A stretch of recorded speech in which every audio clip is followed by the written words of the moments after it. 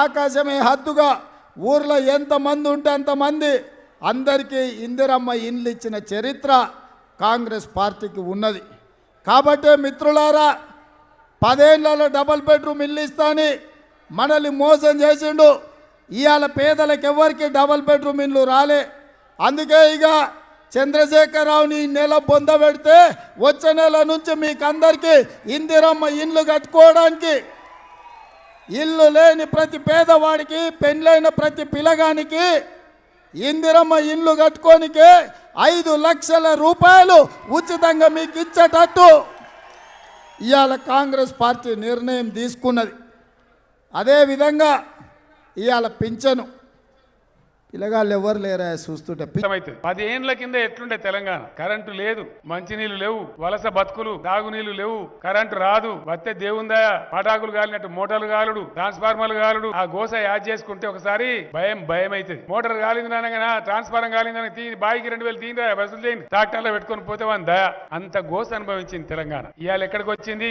24 గంటల current India మొత్తంలో ఒకే ఒక్క రాష్ట్రం తెలంగాణలో ఉంటుంది. కాంగ్రెస్ వాళ్ళు పోయి మన కర్ణాటకలో కోజుడు పోతే 20 గంటలు ఇస్తామని నరికిరు, ఎలంకల పడ్డారు. ఇలా కాంగ్రెస్ వాళ్ళు వచ్చి మన గద్వాల కాడ, మన కొడంగల్ కాడ ధర్నాలు చేస్తారు. మీరందరూ కూడా చూస్తా ఉన్నారు, వాళ్ళ పంటలు ఎండిపోతా ఉన్నాయి పాపం. 5 గంటలు కూడా ఇస్తలేరు. ఇక్కడ కూడా మీరు ఆలోచన చేయండి, ఇండియా మొత్తంలో ప్రధానమంత్రి రాష్ట్రంలో కూడా 24 గంటల కరెంట్ లేదు. పెద్ద పెద్ద సిపాయిలు వస్తారు కదా ఇప్పుడు, ఇక బీజేపీకి దిగుతారు ముఖ్యమంత్రులు. వాడు మన దాంట్లో 10% లేడు, వాడు మనకు నీతి చెప్తానికి వస్తాడు. వాని దగ్గర మంచినీళ్ళు దిక్కులే, వాడు మనకు చెప్తానికి వస్తాడు. వాని దగ్గర కరెంట్ ఇయ్యాడు, అక్కడ పొలాలు ఎండుతున్నాయి, మనకు ఉపన్యాసాలు చెప్తానికి వస్తారు సన్నాసులు. కాబట్టి మీరు విచారించాలి ఎవరికి ఉపన్యాసం చెప్తున్నారని. భారతదేశానికి ఒక మార్గదర్శనం చూపించే పద్ధతికి ఈ 10 ఏళ్లలో తెలంగాణ తయారు చేసినాం. అది మంచినీళ్ళ రంగం కావచ్చు, ఇండియాలో ఒకటే ఒక్క స్టేట్, అది మన అప్పర్ ప్లాట్ కావచ్చు, మననూరు కావచ్చు, అమరాబాద్ కావచ్చు, అక్కడ నీళ్లు పోతాయని వాడు కల కూడా కనలే. నాకు కూడా చెప్పిన అధికారులు 680 మీటర్ల ఎత్తున్నది సార్, 680 ఉండని 1200 నీళ్లు పోవాలి బిడ్డ, లేకపోతే చంపేస్తా అని చెప్పినండి. పోయింది. ఇక్కడనే కాదు, ఆదిలాబాద్ గోండుగూడాలలో, కోయగూడాలలో, లంబాడి తండాలలో ప్రతి ఇంట్లో ఎవరి ఇంటి ముందర వాళ్ళకి నల్లా పెట్టి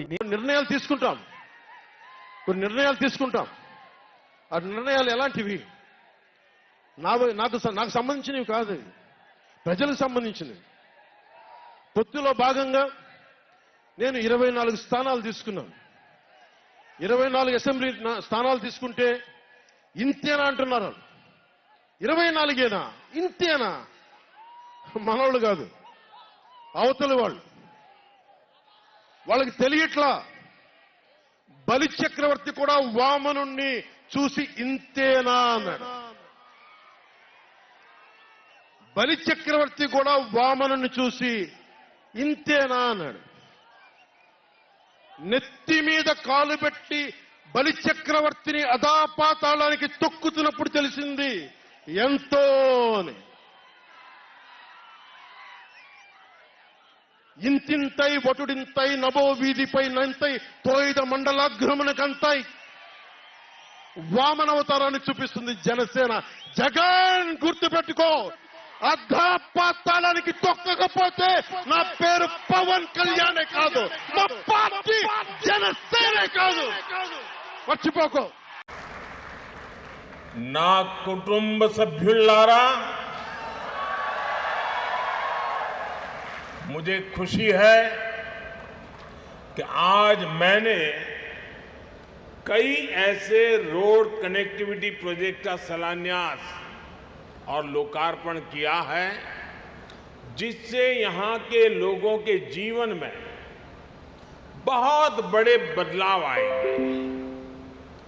नागपुर विजयवाड़ा कॉरिडोर के जरिए तेलंगाना, आंध्र प्रदेश और महाराष्ट्र में आवाजाही बहुत आसान होने वाली है। इसके कारण इन तीनों राज्यों में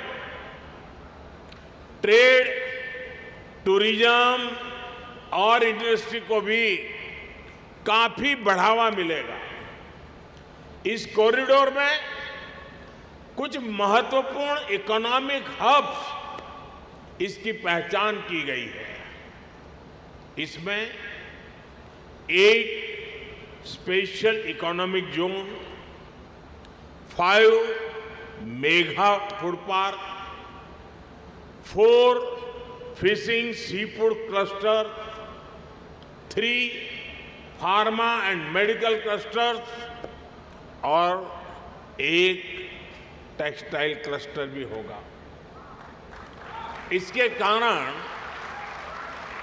हनमकोंडा, वारंगल, महबूबाबाद और खम्मम जिलों के युवाओं के लिए रोजगार के अनेक अवसर खुलने वाले हैं।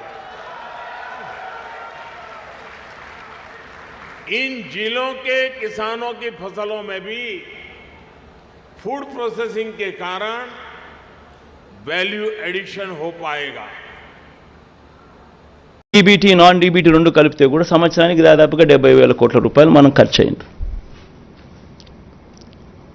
ఎక్కడ లంచాలు లేకుండా, ఎక్కడ వివక్ష లేకుండా, ఎప్పుడు జరగని విధంగా మార్పులు తీసుకొస్తూ అడుగులు ముందుకు వేస్తే, గతంలో ఆంధ్ర రాష్ట్ర చరిత్రలో ఎప్పుడు చూడని విధంగా పరిపాలన జరిగితే, ఈ మాదిరిగా ఎంతో కష్టపడితే 70,000 కోట్ల రూపాయలు దాదాపుగా మనం ఇవ్వగలిగాం. ఈరోజు చంద్రబాబు చెప్తా ఉన్న డీబీటీ సూపర్ 6, సూపర్ 10లు ఒకసారి గమనిస్తే ఆయన చెప్తా ఉన్న ఈ సూపర్ 6లు, సూపర్ 10లే 1,21,619 కోట్లు అవుతా ఉన్నాయి. ఈ 1,20,619 కోట్ల రూపాయలకు కొన్ని పథకాలు ఏదైతే జగన్ చేస్తూ ఉన్నాడో అది ఆపడం ఎవరి చేత కాదు. అటువంటి కొన్ని పథకాలు ఉన్నాయి. అటువంటి పథకాలు నెక్స్ట్ స్లైడ్. అటువంటి కొన్ని పథకాలు చూడండి.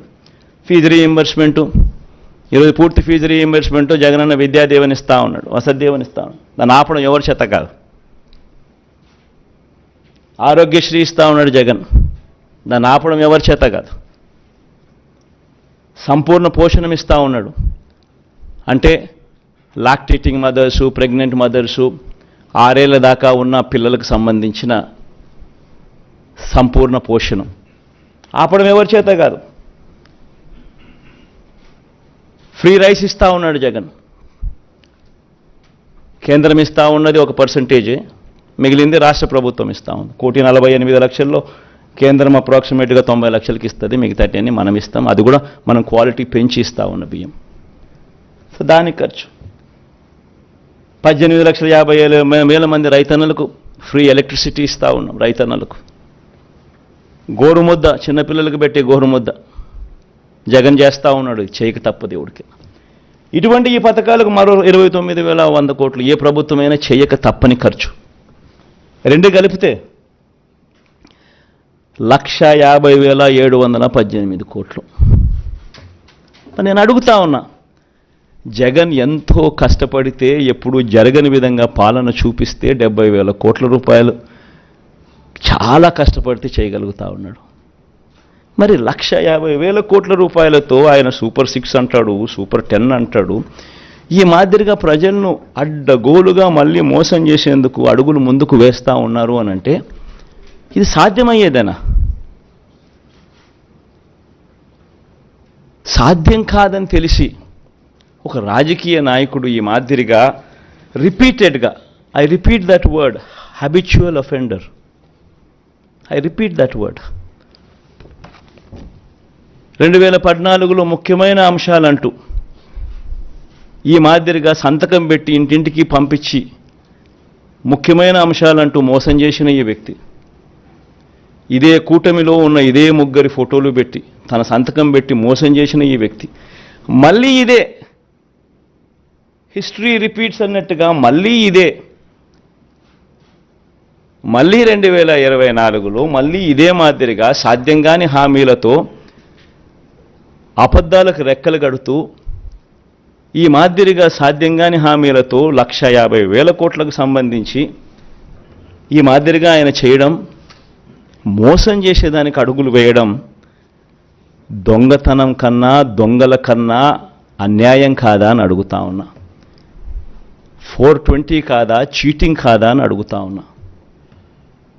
ఆలోచన చేయండి. ఇవన్నీ కూడా నేను మీకు విడిచిపెడతా వస్తా ఉన్నా, మీ మనసులకే విడిచిపెడతా ఉన్నా. ఒక రాజకీయ నాయకుడు అంటే ఎలా ఉండాలి? ఒక మాట చెప్తే ఆ మాట మీద తాను నిలబడతాడు అన్న నమ్మకం ఉండాలి. ఒక రాజకీయ నాయకుడు, ఏ కార్యకర్త అయినా పలాని రాజకీయ నాయకుని చూసినప్పుడు అదిగో ఆ రాజకీయ నాయకుడు మా నాయకుడు, అదిగో అతడే మా లీడర్, కాలర్ ఎగరేసుకొని చెప్పాలి. కానీ ఈ మాదిరిగా చేస్తే కాలర్ ఎగరేసుకొని చెప్పడం కదా దేవుడు ఎరుగు. ప్రజలు ఎక్కడన్నా